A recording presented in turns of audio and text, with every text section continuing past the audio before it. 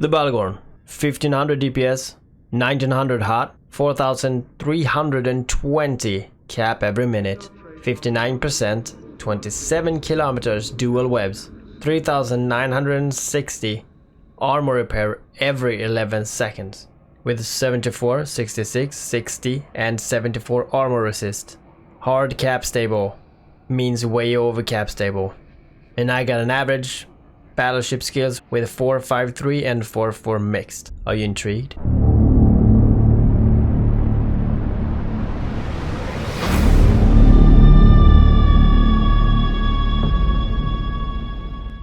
Named after a child-devouring demon of Amarian legend, the Bhaalgorn is the pride and joy of the Blood Raider Cabal. Though it's known to be based on an Armageddon blueprint, the design's origin remains shrouded in mystery. Those of a superstitious persuasion, whispers in the dark of eldritch ceremonies and arcane rituals. But for most people, the practical aspect of the matter will more than suffice. You see one of these blood-red horrors looming in the horizon. It's time to make yourself scarce. The Bhaalgorn is a Blood Raider pirate faction battleship with bonuses to energy neutralizers and Nosferatu drain amount and stasis webifier range, making this excellent for PvP of all fleet sizes, despite being relatively expensive. The Bhaalgorn is a primarily large energy turret ship.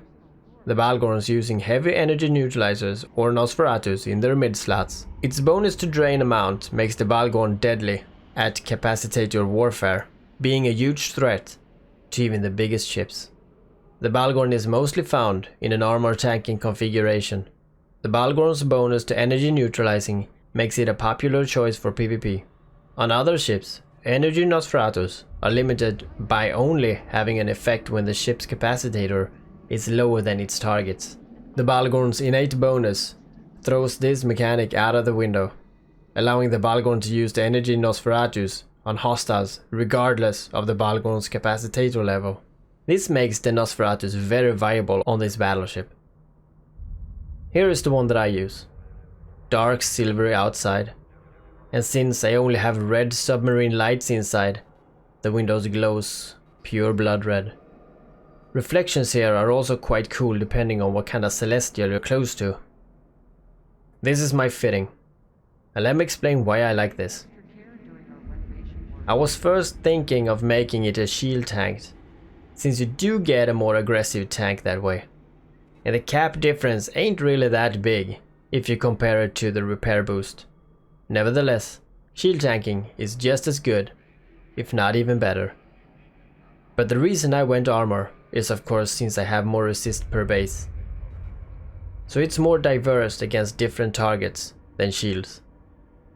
Shields tends to be better for when you know the targets, such as PvE, but this is just a minor thought of mine.